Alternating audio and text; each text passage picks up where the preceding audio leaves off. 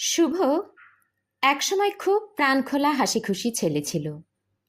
বন্ধু বান্ধব আত্মীয় স্বজন সবাইকে সময় দিত, যত্ন নিত। মিতুর সঙ্গে রোমান্টিক সময় কাটানো ছিল তার প্রিয় অভ্যাস। প্রতিদিন সন্ধ্যার হাওয়া, গান আর গল্পে তারা হারিয়ে যেত। বিয়ের পর জীবন বদলাতে শুরু করলো। অফিস, সংসার, সন্তান সব কিছু সামলে শুভ যেন এক অন্য মানুষ হয়ে গেল। আগের মতো আর কারো ফোন ধরতে পারে না।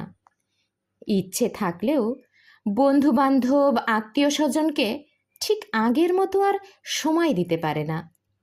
মিতু ভাবছিল শুভ হয়তো বদলে যাচ্ছে, আর এটাই তার কষ্টের কারণ হয়ে দাঁড়াচ্ছিল।